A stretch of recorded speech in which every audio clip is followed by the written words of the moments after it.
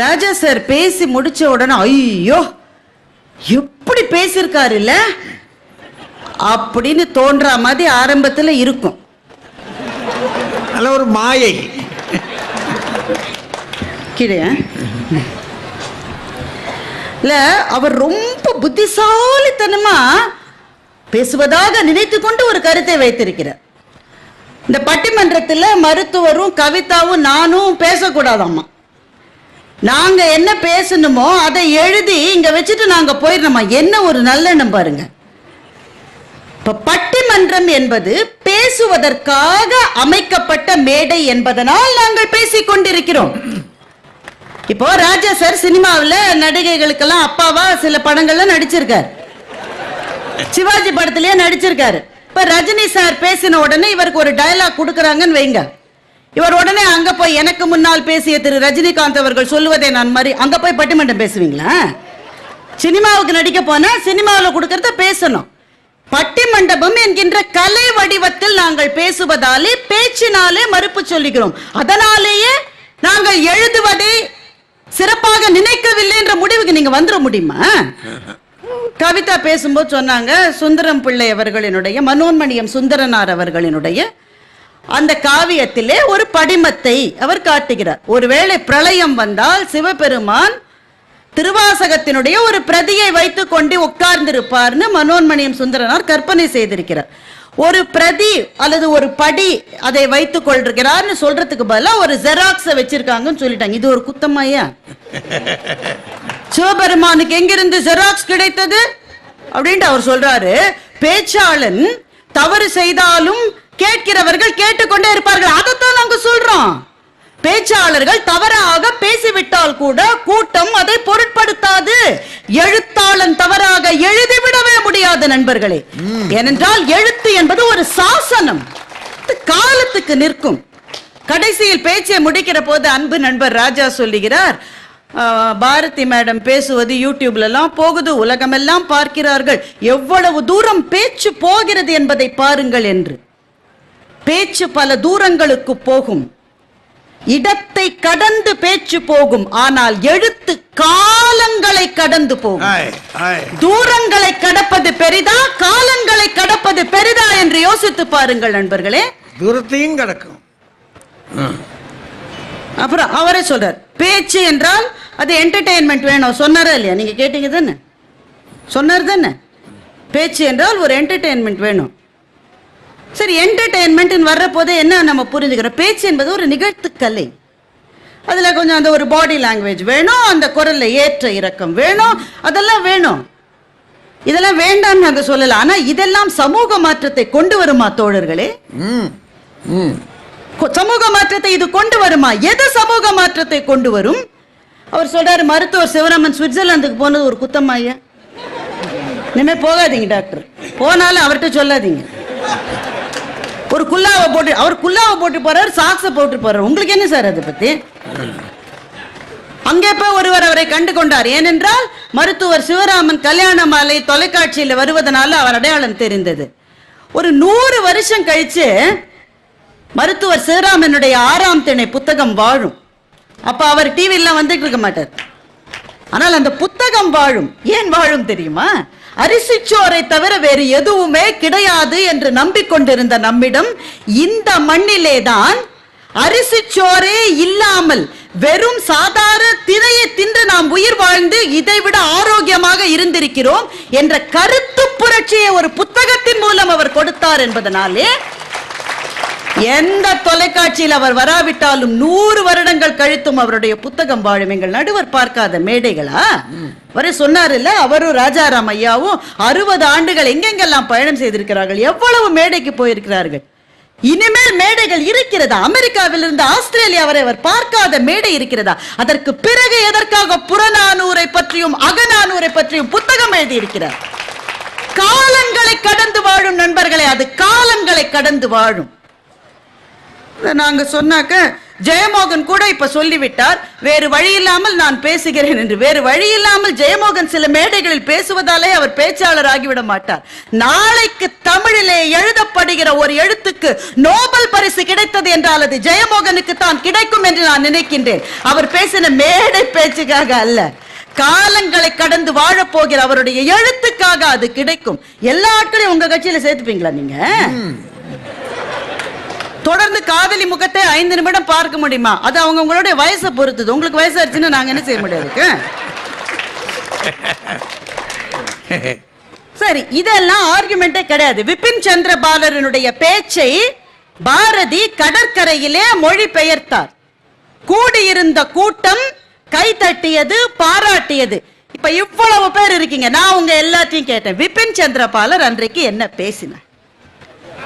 முக்கியமான பேச்சுன்னு தானே அவர் சொன்னாரு. விபின் சந்திர பாலர் என்ன சார் பேசினாரு? ஆனால் விபின் சந்திர பாலர் பேசிய பிறகு பாரதி எழுந்து நின்று தான் எழுதிய கவிதை ஒன்றை சொன்னார். அந்த கவிதை நாம் அத்தனை பேருக்கும் தெரியும். ஆடுவோமே பள்ளு பாடுவோமே ஆனந்த சுதந்திரம் அடைந்து விட்டோம் என்று பாரதி எழுதிய கவிதை அன்றைக்கு அந்த மேடையிலே சொல்லப்பட்டதே. அதுதான் நமக்கு தெரியும். ஏனென்றால் எழுத்து வாழும் நண்பர்களே, எழுத்து வாழும். இதைத்தான் நாங்க சொல்லிட்டு இருக்கோம். கம்பராமாயணத்தை சொல்லி என்ன வேற இவங்களுக்கு நல்லா தெரியும். எனக்கு நல்லா தெரியுதா இல்லையான்றது உங்க எல்லாருக்கும் தெரியும். அங்கதன் என்ன சொன்னான், ஜாம்பவான் என்ன சொன்னான், அனுமன் என்ன சொன்னான், இதெல்லாம் கம்பன் எழுதாட்ட நமக்கு எப்படி சார் தெரிஞ்சிருக்கும்? இது கம்பனுடைய எழுத்திலிருந்து வந்தது தானே. ஐயா, அவருக்கு முன்னாலே பேசிய சண்முகம் ரொம்ப பெரிய விஷயங்களை சொன்னாரு. அவ்வளவு பெரிய புரிஞ்சுக்கிற அளவு முடியலையே, கஷ்டமா இருக்கு. அவர் ரொம்ப பெரிய ஆளுமா. எனக்கு சண்முகத்தை பார்க்க ரொம்ப வியப்பா இருக்கு. பாருங்களேன், கழுதை இப்ப கவிதா ஒண்ணு சொல்லிச்சு, அதுக்குள்ள எனக்கு மறந்துருச்சு. இப்பதான் ஒண்ணு சொல்லிச்சு, அதுக்குள்ள மறந்துருச்சு. 40 வருஷம் முன்னாடி ராஜாராம் சார் கிளாஸ்ல சொன்னது இன்னும் ஞாபகம் வச்சிருக்காரு இவரு. ஆனா சண்முகம், உங்களை போன்ற நல்ல மாணவர்கள் எப்போதும் அமைவதில்லை தானே ஆசிரியர்களுக்கு. அதனால் தான் ஆசிரியர்கள் புத்தகங்களை வைத்துக் கொண்டு அதில் எழுதுகிறார்கள். உங்களை மாதிரியான மாணவர்களா எல்லாரும் இருக்க முடியாது. பேச்சு எவ்வளவு சார், 2 வருஷம் முன்னாடி இதே புத்தக கண்காட்சியில நான் பேசினேன் சார். உங்களில் சில பேர் அந்த கூட்டத்துக்கு வந்திருக்கலாம். இந்த தொலைக்காட்சி அன்பர்கள் நிறைய பேர் அந்த ரொம்ப நல்லா பேசினீங்க மேடம், சூப்பர் மேடம். அப்படியா? நான் என்ன பேசினேன்? என்னவோ ஒன்று பேசினீங்க மேடம். எல்லாம் கை தட்டுச்சு. இதே போல என்னையா பேசின தெரியாது சார். நம்முடைய சிந்தனைகளுக்கு பதிவு வேண்டும் என்று சொன்னால் எழுத்து ஒன்றினால் தான் அது சாத்தியம். இதைத்தானே நாங்கள் சொல்லிக் கொண்டிருக்கின்றோம். என்னுடைய மதிப்புக்குரிய ஆசிரியர் ராஜாராம் ஐயா பேசுகிற போது அந்த காட்சியை, புரூட்டஸ் அந்த காட்சியை ரொம்ப அழகா சொன்னார். நான் சிக்கலான ஒரு விஷயத்த சொல்ல போறேன், தவறு இருந்தா நீங்க மன்னிச்சுக்குங்க. அந்த காட்சியை ரொம்ப அழகா சொன்னார். அதை எழுதியதே ஷேக்ஸ்பியர் தான், அதை விட்டுறலாம். ஆனா அந்த காட்சி என்ன? ஒரு கூட்டத்தினுடைய மனசை 5 நிமிடங்களில் ஒரு பேச்சாளன் மாற்றினான். இதுதான் அவர் சொன்ன செய்தி. Brutus is an honorable man என்று ஆரம்பித்து ஆண்டனி பேசிய அந்த பேச்சு கூடியிருந்த கூட்டத்தினுடைய மனசை 5 நிமிடம் கூட இல்லை. ஷேக்ஸ்பியர் எழுதி நீங்க படிச்சா 2 நிமிஷம் தான் வரும். 2 நிமிஷத்துல ஒரு கூட்டத்தினுடைய மனசை மாற்றியதோடு இல்லாமல், ஆனால் அவருடைய வீட்டில் நீங்கள் நெருப்பு வைத்து விடாதீர்கள், இவரை கல்லால் அடிக்காதீர்கள். கூட்டம் ஓடுது, நெருப்பு வைக்க, கல்லால் அடிக்க. அப்போ என்ன சொல்ல வருகிறீர்கள் ராஜாராம் ஐயா அவர்களே? ஒரு நல்ல பேச்சாளன் ரொம்ப நல்லவனாக இருந்தால் மகிழ்ச்சி. ஆனால் ஒருவேளை அவனுடைய மனசுக்குள்ளே எண்ணம் நல்ல எண்ணமாக இல்லை என்றால் இந்த கூட்டத்தை உணர்ச்சி வசப்படுத்த செய்து எப்படியும் எந்த தவறுகளையும் செய்து வைத்து விட ஒரு பேச்சாளனால் முடியும். உலக வரலாற்றில் உங்களுக்கு உதாரணம் வேண்டுமா? ஹிட்லர் தான் இந்த உலகத்திலே இதுவரை வாழ்ந்த பேச்சாளர்களிலே மிகச்சிறந்த பேச்சாளர். அவருடைய ஒரு பேச்சை கேட்டு ஜெர்மானியர்கள் அப்படியே எழுந்து 10 லட்சம் யூதர்களை கொன்று குவித்தார்கள் என்று சொன்னால் பேச்சு மனிதர்களை உணர்ச்சி வசப்பட வைக்கிறது. சமூக மாற்றங்கள் உணர்ச்சியால் வர வேண்டுமா, அறிவினால் வர வேண்டுமா என்பதை இந்த கற்றறிந்த அவை முடிவு செய்யட்டும். ஐயா என் மீது கொண்ட அந்த மகத்தான அன்பினாலே சொன்னார், பாரதி பாஸ்கர் உங்களுக்கு பேச்சாளராக தெரியுமா எழுத்தாளராக தெரியுமா என்றால், ஐயா பேச்சாளராகத்தான் தெரியும், நான் பேச்சாளர் தான். ஆனால் எங்களுடைய பேச்சுகள், என்னுடைய பேச்சு, ஐயாவினுடைய பேச்சு, ராஜாவினுடைய பேச்சை நீங்கள் திரும்ப திரும்ப கேட்க வருகிறீர்கள். ஏன் சார் வரீங்க? எதனால வரீங்க? ஒரே விஷயத்தை தான் அவர் எப்பவுமே பேசுவார்னா நீங்க வருவீங்களா? நாங்கள் புதிதாக பேசுகிறோம் என்றால் புதிதாக நாங்கள் படித்துக் கொண்டே இருக்கிறோம் என்பது ஒன்றுதானே பொருள். அவர் சண்முகம் பேசுகிற போது சொன்னார், வாரியாரினுடைய புத்தகங்கள் அன்றைக்கு பெரிய அளவிலே ஒன்றும் விற்கல, அவருடைய பேச்சு ஆனால் நின்றது என்று சொன்னார். பேச்சு என்பது கடலிலே பொழிகிற மழை மாதிரி, ஆனால் எழுத்து என்பது விளைகிற வயலிலே பொழிகிற மழை மாதிரி. ஏனென்றால் ஒவ்வொரு பேச்சும் ஒரு விதைக்களம், அதிலிருந்து எண்ணங்கள் வரும். அந்த எழுத்தாளன் எத்தனையோ வருஷத்துக்கு முன்னாடி வாழ்ந்து போயிருப்பாங்க. இத்தனை புத்தக கடைகள் இருக்கிறது நண்பர்களே. ஏன் எல்லாவற்றிலும் பொன்னியின் செல்வன் இருக்கிறது? பொன்னியின் செல்வன் ஏன் ஒவ்வொரு கடையிலும் இருக்கிறது? கல்கி உயிரோடு இருக்கிறாரா? ராஜராஜ சோழன் உயிரோடு இருக்கிறாரா? நாளைக்கு மணிரத்னம் படம் எடுக்க போறாரு, அங்க பாத்துக்கலாம் நீங்க வாங்காம இருக்கீங்களா புத்தகத்தை? ஒவ்வொரு முறையும் ஏன் வாங்குகிறோம்? ஏனென்றால் எழுத்தாளன் காலங்களை கடந்து நம்மை அழைத்து கொண்டு போகிற சக்தி ஒரு எழுத்தாளனுக்கு இருக்கிறது. ராஜராஜ சோழனுடைய காலம் என்ன? 1000 வருஷத்துக்கு முன்னாடி. ராஜராஜ சோழனுடைய அண்ணனான ஆதித்த கரிகாலன் 1000 வருஷத்துக்கு முன்னாடி வாழ்ந்தவன். இன்றைக்கு பொன்னியின் செல்வனை படித்து விட்டு ஆதித்ய கரிகாலனுடைய மரணத்துக்காக நாம் அழுகிறோமே. யாரு பங்காளியா, உறவா, நண்பனா? சார், 1000 வருஷத்துக்கு முன்னாடி வாழ்ந்தவனுடைய மரணத்துக்கு இன்றைக்கு அழ வைக்க முடியும் என்றால் அதுதான் எழுத்தினுடைய சக்தி. என்ன பேசுறீங்க நீங்க? புத்தகம் தான் மனிதனை மனிதனாக வார்த்து எடுக்கிறது. இந்த உலகத்தினுடைய மிகச்சிறந்த அறிஞர்கள் யாராவது சொல்லுங்க. உங்க யார்கிட்ட கேட்டாலும் ஒரு 2-3 பேரை சொல்லுவீங்க தானே? இந்த உலகத்தினுடைய மிகச்சிறந்த விஞ்ஞானி யாரையாவது சொல்லுங்க. ஐன்ஸ்டீனை சொல்லுவீங்க, நியூட்டனை சொல்லுவீங்க. மிகச்சிறந்த அரசியல் தலைவர்களை சொல்லுவீங்க. மிகச்சிறந்த சமூக மாற்றங்களை எந்த பேரை நீங்க சொன்னாலும் நான் அந்த பட்டியலை போடுகிறேன். ஒரு 10 பேர், 100 பேர், 150 பேர், அத்தனை பேரும் புத்தகம் என்கின்ற போதி மரத்தின் கீழ் உட்கார்ந்ததனால் தான் அறிஞர்களாக, விஞ்ஞானிகளாக, கவிஞர்களாக, சமூக சேவகர்களாக, இந்த புது சமூகத்தை படைக்கின்ற நவீன சிற்பிகளாக ஒவ்வொருவரையும் வார்த்து எடுப்பது நிச்சயமாக ஒரு புத்தகம் தான். ஐயா, சமூக மாற்றத்தை பற்றி அந்த அணில அன்பு சகோதரர் ராஜாவும் சரி, சண்முகமும் சரி பேசுகிற போது பேச்சு என்பது எவ்வளவு பவர்ஃபுல்லானது நிறைய உதாரணம் சொன்ன. நாங்க மறுக்கலையே. பேச்சுக்கு இருக்கிற வசீகரம், அது தருகிற பாராட்டு, எங்களுக்கு கிடைக்கிற இந்த மாதிரி ஆடியன்ஸினுடைய கைத்தட்டு, இதெல்லாம் நாங்க மறுக்கல. அதனால தானே நாங்கள பேச்சாளர்களே இருக்கோம். எழுத்தாளன் தனியானவன் நண்பர்களே. எழுத்தாளன் மிக தனியானவன். அவனுக்கு மிகப்பெரிய பாராட்டும் கைத்தட்டும் கிடைக்காது. ஆனாலும் ஏன் சார் எழுதுறான்? எதனால எழுதுறான் ஒரு எழுத்தாளன்? ஏனென்றால் 100 வருஷங்களுக்கு பிறகு நான் வாழ்வேன் என்று ஒரு எழுத்தாளனுக்கு தெரியும். அந்த ஒரே காரணத்துக்காக அவன் எழுதி கொண்டிருக்கின்றான். சமூக மாற்றம் என்பது என்ன? இந்த உலகத்தினுடைய மிகப்பெரிய சமூக மாற்றம். எவ்வளவோ மாற்றங்களை சொல்லலாம், நேரம் இல்லாததுனால நான் எனக்கு ரொம்ப பிடித்த ஒரு மாற்றத்தை சொல்லுகிறேன். எனக்கு ரொம்ப ரொம்ப பிடித்த, நான் மறக்கவே கூடாத ஒரே ஒரு சமூக மாற்றத்தை உங்களோடு நான் பகிர்ந்து கொள்கிறேன். சின்ன பிள்ளைகள் இருக்காங்க, இருந்தாலும் நான் சொல்லிடுறேன். பெண்களினுடைய வாழ்க்கையில் ஏற்பட்ட மிகப்பெரிய சமூக மாற்றம் என்ன தெரியுமா? மிகப்பெரிய சமூக மாற்றம்.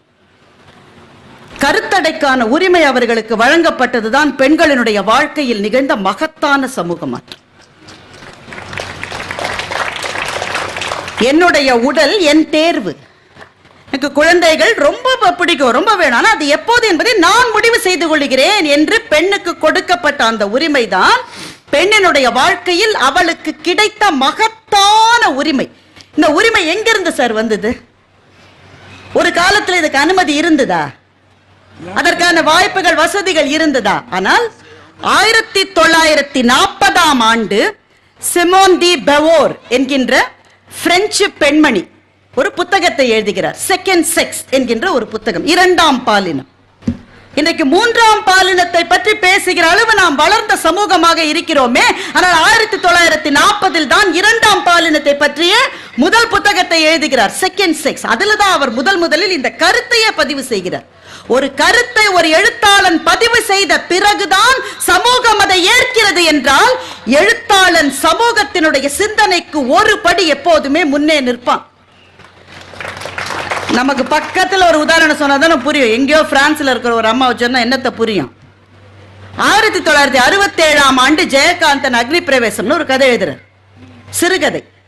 இந்த சிறுகதை வந்த பிறகு ஆனந்த விகடன்ல வந்தது சார். என்னென்ன எதிர்ப்புகள் வந்தது, என்னென்ன எதிர்ப்பு வந்தது, அவருக்கு சொல்ல முடியாத அளவு எதிர்ப்பு.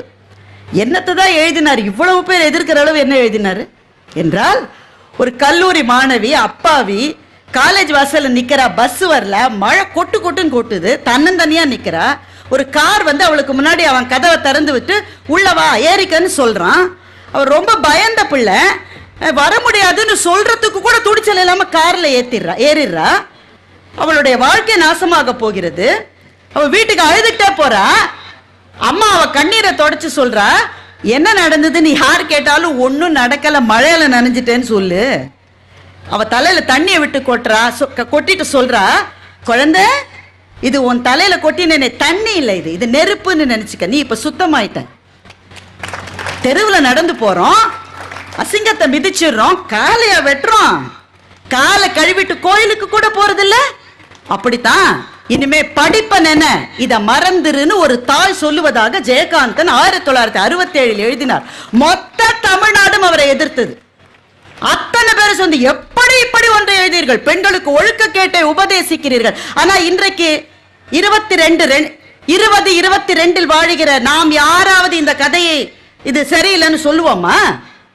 அப்ப காலங்களில் நாம் வளர்ந்து வந்திருக்கிறோம் என்றால் அந்த வளர்ச்சிக்கான விதை ஜெயகாந்தன் என்கின்ற எழுத்தாளன் இந்த மண்ணிலே போட்டது. எழுத்தாளன் எப்போதும் சமூகத்துக்கு ஒரு படி முன்னாலே நின்று சமூகத்தினுடைய சிந்தனைகளை மாற்றுவான் என்று சொன்னால், பெருமக்களே, தமிழ் மண்ணிலே பெண் விடுதலை என்கின்ற சிந்தனைகளை விதைகளாக தூவியதே மகாகவி பாரதி தான். பெண்களுக்கான 10 கட்டளைகள் என்று எழுதுகிறார். நீங்க படிக்கணும். தொழில் முனைவோராக இருக்க வேண்டும், விதவைகளாகிவிட்டால் விருப்பம் இருந்தால் மறுமணம் செய்து கொள்ளுங்கள், திருமணத்தில் ஆசை இல்லாவிட்டால் தனித்து வாழுங்கள் என்று பாரதி சொன்ன போது இந்த சமூகத்தில் இருந்த பெண்களே பாரதியை எதிர்த்தார்கள். நீங்க எதிர்த்தாலும் எனக்கு கவலை இல்லை, உங்களுக்கு எது நல்லதோ அதைத்தான் நான் சொல்லுவேன் என்கின்ற ஒரு எழுத்தாளனாக பாரதி இந்த மண்ணில் நிற்பதனால் தான் அவனை ஒரு தலைவன் என்று சொல்லுகிறோம். எழுத்தாளர்கள் தலைவர்கள், பேச்சாளர்கள் போற்றுதலுக்கும் பாராட்டுக்கும் உரியவர்கள். ஆனால் சமூகத்தை அடுத்த படியிலே ஏற்றுகிற சிந்தனை என்பது எழுத்தாளர்களிடம் இருக்கிறது என்பதனால் எழுத்துத்தான் என்ற நல்ல தீர்ப்பை மன்றம் வழங்க வேண்டும் என்று கேட்டு விடைபெறுகிறேன். நன்றி. எத்தனை பெருமக்கள் அவர்கள் இருந்தும் நின்றும் கேட்கிற இந்த மேன்மையான காட்சி, இந்த காட்சியை பார்க்கிற பொழுது இதன் மொத்த பெருமையும் பப்பாசிக்குத்தான் போய் சேர வேண்டும். அவர்கள் ஒரு மிகப்பெரிய சாதனையை சாதித்து விட்டார்கள். அதனால அவர்களை எத்தனை வாழ்த்தினாலும் பாராட்டினாலும் தாகும். அவர்களுக்கு என்னுடைய வாழ்த்துக்கள். எல்லாம் அந்த கட்சிக்கு ரொம்ப நேரம் பேசியிருக்காங்க, எனக்கும் கொஞ்சம் நேரம் வேணும். அவங்க 10 நிமிஷம் பேசியிருக்காங்க, நானும் 10 நிமிஷத்தில் முடிக்க முடியாது கொஞ்சம். ஆனால் இவர்களுடைய இந்த அற்புதமான பேச்சை 6 பேரும் ஒருவரை ஒருவர் விஞ்சி நின்று பேசிய இந்த பேச்சை செவி கொடுத்து கேட்டிருக்கின்ற உங்கள் சிந்தைக்கு எத்தனை வாழ்த்துக்களை சொன்னாலும் தகும். அது இருந்து கேட்கிற அது பாருங்க, கீழே எங்கள் பிள்ளைகள் இப்படி தரையில் வந்து உட்கார்ந்து கேட்குறதா, எப்படி வந்து உட்கார்ந்து கேட்டிருக்கிறாங்க. பட்டிமன்றம் ஒரு சாதனையை சாதித்து இருக்கிறது. அது எங்களுக்கு பெருமை தான். என்ன ஒரு நெருக்கடி, சில விஷயங்கள் மட்டும் சொல்லிடுறேன்.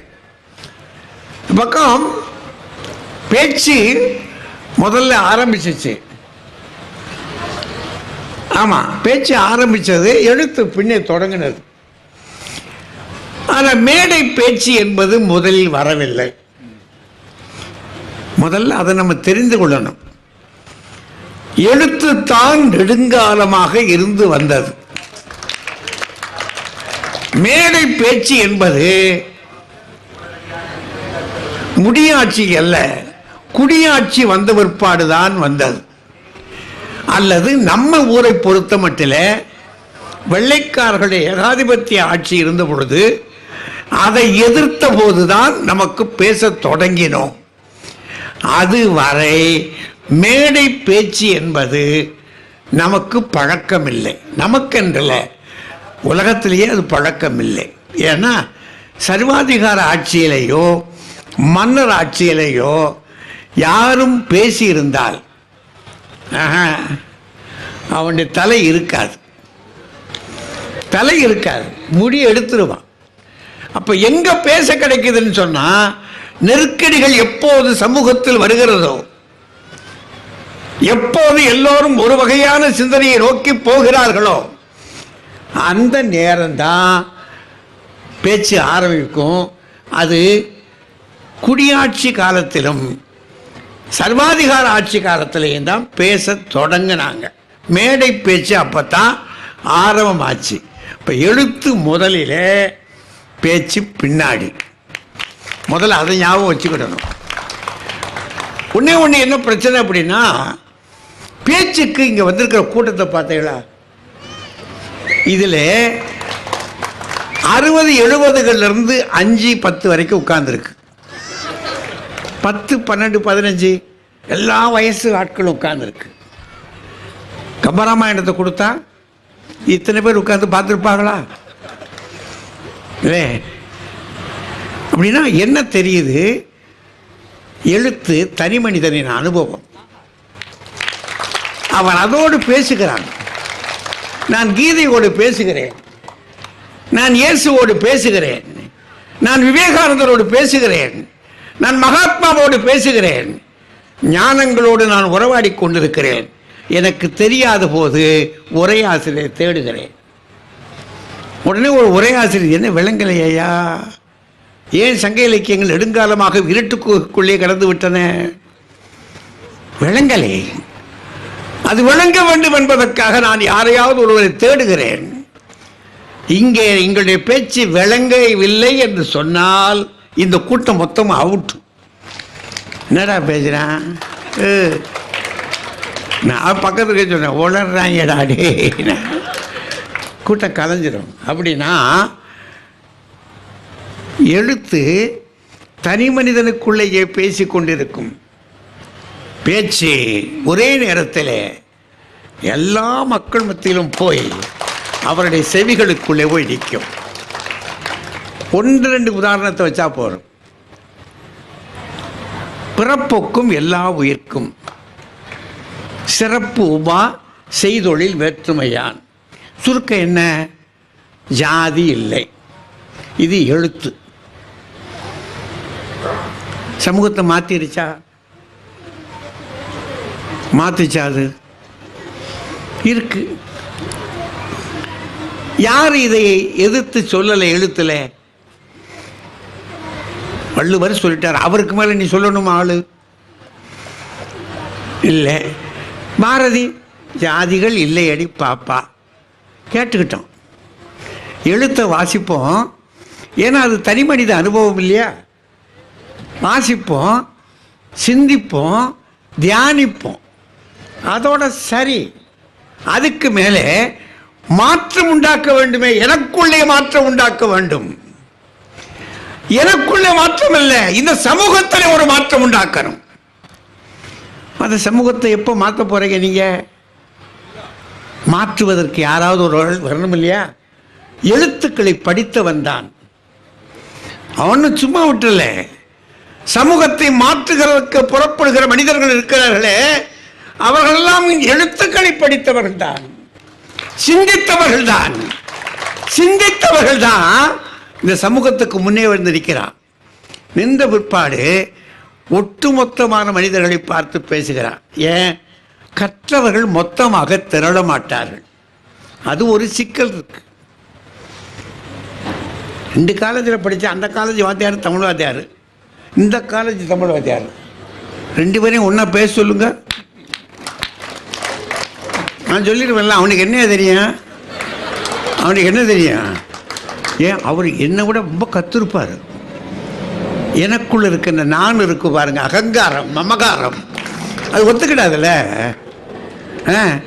ஆனால் இங்கே கீழே இருக்கக்கூடிய பேச்சு கேட்குறவன் இருக்கான் பாருங்க, அவன் எப்படி கேட்டுக்கிட்டே இருப்பான். போகிற போதே சொல்லிட்டு போயிடான், கொளுத்திட்டான்டா, கொளுத்திட்டான். இப்படி ஆளு இருந்தால் தாண்டா நாடு திருந்து சொல்லுவான் இல்லையா? அப்படின்னா கற்றவர்கள் கூட மாட்டார்கள். இன்னும் மட்டுமில்லை, கற்றவர்கள் மொத்தமாக திரண்டு மிகப்பெரிய காரியங்களை சாதிக்க மாட்டார்கள். வாக்கு சாவடிக்கே போகவில்லை என்று சொன்னால் யோசிச்சு பாருங்க. நீ அல்லவா இந்த நாட்டுக்குள்ளே மாற்றத்தை உருவாக்க வேண்டும். உன்னுடைய கல்வி இந்த நாட்டுக்கு பயன்பட்டு இருக்க வேண்டும் அல்லவா? இந்த சமூகத்திற்குள் எத்தனை மாற்றம் வர வேண்டும் என்பதை தீர்மானிக்க வேண்டியது நீ அல்லவா? கற்ற நீ அதை செய்யவில்லை. வீடு இல்லாதவன், வெளிச்சம் இல்லாதவன், கல்வி இல்லாதவன், அவன் தன்னுடைய வாக்குகளை காசை வாங்கிக் கொண்டு போய் போடுகிறான் என்று சொன்னால் அவன் ஏதோ ஒன்று நடக்க வேண்டும் என்று ஆசைப்படுகிறான் என்று தெரிகிறது அல்லவா? அவனை வீழ்த்தி அல்லவா நீ வந்திருக்க வேண்டும். உனக்கு உன்னுடைய முன்னேற்றம் தான் முக்கியம். உனக்கு உன்னுடைய முன்னேற்றம் தான் முக்கியம். அப்படின்னா ஒரு காலத்தில் இந்த மக்கள் மத்தியிலே கல்வி இல்லை. ரொம்ப நாளாக நம்ம மக்கள் படிக்கல. பெண்கள் பெரும்பாலும் அவங்களுக்கு சுதந்திரம் கிடையாது. அது மட்டும் இல்லை, தேவதாசி கூட்டமாக இருந்த பெண்கள் இருந்தார்கள். எத்தனை இடங்கள் நம்முடைய திருக்கோவில்களுக்குள்ளேயே தெரு ஓரங்களிலேயே எத்தனை வகையான மக்கள் இருந்தார்கள். பெண்கள், எங்கள் வீட்டு பெண்கள். எத்தனை கொடுமைகள் இருந்தன. கல்வி இல்லை, பெண்களுக்கு உரிமை இல்லை. பல தெருக்களுக்குள்ள அவன் பிறந்த மண்ணிலே அவன் வாழ்கிற ஊருக்குள்ளே தெருக்களுக்குள் போக முடியாது. இல்லை, அவன் மண்ணு, அவன் மன்னர்கள் ஆண்ட நாடு, அவன் மன்னர்கள் கட்டிய கோயில், அந்த திருக்கோயில்களுக்குள்ளே அவனுடைய கால்கள் பட்டதில்லை. இதையெல்லாம் மாற்றுவதென்றால் எழுதினோம், காலாகாலமாக எழுதினோம். சாதித்தோமா? எப்போது இது சாதனையானது? ஒருபுறம் அம்பேத்கர் ஒரு பக்கம் வந்தார், அறிவுலகம் மீது அம்பேத்கர் வந்தார். இன்னொரு புறம் இந்த பக்கம் ஞான தந்தை பெரியார் வந்தார். இந்த மண்ணுக்குள்ளே என்ன சொல்ல வேண்டுமோ, எதை சாதிக்க வேண்டுமோ, வீதிகளிலே நூற்றுக்கணக்கான மனிதர்களின் மத்தியிலே போய் நின்று கொண்டு காலமெல்லாம் பேசி இதுதான் உன்னுடைய வாழ்க்கை, இப்படித்தான் நீ எழ வேண்டும் என்று சொல்லி மானுடத்தை திருப்பி போட்டு இந்த சமுதாயத்தில் ஒரு பெரிய மாற்றம் உருவாக்க வேண்டும் என்பதற்காகத்தானே அவர்கள் எழுந்த பிறகுதான் கற்றவர்கள், கல்வி வேண்டும் என்று விரும்புகிறவர்கள் எல்லாம் பின்னே போனார்கள். வீதிகளுக்குள்ளே நாங்கள் போக வேண்டும் என்று சொன்னவர்கள் எல்லாம் பின்னே போனார்கள். இல்லை, எங்கள் பெண்களுக்கு விடுதலை வேண்டும் என்று சொன்னவர்கள் எல்லாம் பின்னே போனார்கள். இந்த கோவிலுக்குள்ளே நான் போயாக வேண்டும் என்று சொன்னவர்கள் எல்லாம் பின்னே போனார்கள். சட்டம் போடப்பட்டது எப்போது? பேச்சு என்று சொல்லி அறிஞர் அண்ணா ஒருபுறம், கலைஞர் கருணாநிதி ஒருபுறம், நாவலர் நெடுஞ்செழியன் ஒருபுறம், எத்தனை பேச்சாளர்கள். பொதுவுணை வேண்டுமா? எத்தனை பெரிய பேச்சாளர்கள். ஜீவானந்தம் ஒருவர் போதாதா? பொதுவுடைமை வேண்டுமா? சமுதாய சீர்திருத்த வேண்டுமா? அப்படின்னா நீங்கள் எங்கே போய் ஒரு சமுதாயத்தை மாற்ற வேண்டுமானால் திருப்பி இப்படி வருங்க. மகாத்மா காந்தி வருகிறது வரைக்கும் விடுதலை இந்தியா பூத்துக்கொண்டா இருந்தது. இப்படி விட்டுருவோம், இதை விட்டுருவோம், இது அநேகம் பேருக்கு பிடிக்காது. மகாத்மா காந்தி வருகிற வரை விடுதலை இந்த நாட்டுக்கு கேட்கப்படவில்லை. அவரவர்களுக்கு பதவி கேட்டுக் கொண்டு தெரிந்தார்கள். பதவி கேட்டுக் கொண்டு தெரிந்தவர்கள் அவர்களுடைய கூடிக்கொண்டிருந்தார்கள். ஆனால் ஒரு ஒற்றை ஜீவன், அந்த பதவி கேட்டுக் கொண்டிருந்தவர்கள் எல்லாம் ஆங்கிலத்தில் பேசி அலைந்தார்கள். ஆனால் மகாத்மா காந்தி மக்கள் மொழியிலே பேசுவதற்கு இந்த மண்ணின் மொழியிலே பேசினார். எப்போது மண்ணின் மொழியிலே நாம் பேசுகிறோமோ, எப்போது சமுதாய தேடல்களுக்கு ஏற்றாற்போல் நாம் செய்திகளை சொல்லுகிறோமோ, ஒத்த கருத்தாளர்கள் ஒன்றாக திரளுகிறார்களோ, அது மட்டுமல்ல, சமுதாய மாற்றம் என்பது ஒற்றை தனி மனிதனுடைய பேச்சல்ல, ஏராளமான மனிதர்கள் கூடி செய்கிற ஒரு மிகப்பெரிய செயல். அந்த செயலை செய்வதற்கு அதனால தான் கோவில்களிலே நாம் பிரவசனம் எதற்காக செய்கிறோம்? படித்துக்கொண்டு போயிடலாம் அல்லவா? திரும்ப திரும்ப திருக்கோயில்களிலே உபன்யாசங்களும் பிரவசனங்களும் பண்ணுகிறோம் என்று சொன்னால் என்ன அர்த்தம்? இந்த மனிதனை திரும்ப திரும்ப திரும்ப திரும்ப அந்த திசைக்கு நகர்த்துவதற்கு. நாம் என்ன நினைக்கிறோமோ அதை நோக்கி யாத்திரையில் இவனை நகர்த்துவதற்கு இந்த பேச்சுத்தான் பயன்படும் என்பதை தெரிந்து கொண்டு திருக்கோவில்களில் நாம் செய்கிற இந்த செயல், அது கிறிஸ்தவ கோயிலாக இருக்கட்டும், இஸ்லாமியமாக இருக்கட்டும், இந்துவாக இருக்கட்டும், எந்த கோவிலானாலும் சரி, அதுபோலத்தானே எங்கு நீங்கள் போங்க. மார்க்ஸ் என்ற ஒரு மனிதன் தான் மூலதனம் எழுதினான். ஆனால் எழுதிய பிறகு லெனின் என்று ஒருவன் பிறக்காது போயிருந்திருப்பான் என்று சொன்னால் நிச்சயமாக லெனின் பேசினான். மூலதனத்தை படித்தான். மார்க்சின் கல்லறை மேல் உட்கார்ந்து கொண்டு படித்தான். படித்த பிறகு அத்தனையையும் அவன் வீறு கொண்டு பேசினான். சோவியத் அவன் பின்னரை எழுந்தது. ஏன்னா பேச்சாளர்களால் தான் ஒட்டுமொத்தமான மானிடத்தை ஒன்றாக திரட்ட முடியும். எழுத்தார்கள் தனி மனிதனைத்தான் திரட்டுவார்கள். அந்த தனி மனிதர்கள் கூடி தேர்வார்களா என்பது கொஞ்சம் கடினம். அதனால எனக்கு என்ன படுதுன்னா, பெரியோர்களே, என்ன படுது அப்படின்னா, இந்த பேச்சாளர்கள் எல்லாம் எழுத்தை படித்து விட்டுத்தானே பேசுகிறார்கள். ஒரு கேள்வி இருக்கு இல்லையா? ஆமாம், எழுத்தை படித்து விட்டுத்தான் பேசுகிறார்கள். அதுதான் அவர்களுக்கு மூலதனம். ஆனால் மூலதனம் மூலதனமாகவே இருந்து விட்டால் மூலதனத்துக்கு பெருமை இல்லை. அந்த மூலதனத்தை வாங்கி அதை இந்த முதலை வியாபாரமாக ஆக்கி உலகம் முழுவதும் கொண்டு போய் சேர்க்கிற பெருமை இருக்கிறதே, அந்த பெருமை யாருக்கு இருக்கிறது? பேச்சாளனுக்கல்லவா இருக்கிறது. அவனல்லவா இந்த மக்களை கட்டி போடுகிறான். அவனல்லவா இந்த மக்களை ஆட்டுவிக்கிறான். அவனல்லவா இந்த மக்களை எழு, நிமிர்ந்து நில், உன்னுடைய காலம் வந்து விட்டது, நீ ஆற்ற வேண்டிய கடமைகள் நிறைய இருக்கின்றன என்பதை விவேகானந்தன் ஒரு மனிதன் போய் எங்கள் இந்தியாவின் மேன்மையை, இது எத்தனை பெருமையானது என்று சொல்லி சிக்காகோ நகரத்தில் போய் அவன் பேசிய பேச்சல்லவா இந்த உலகத்தை நிமிர வைத்தது.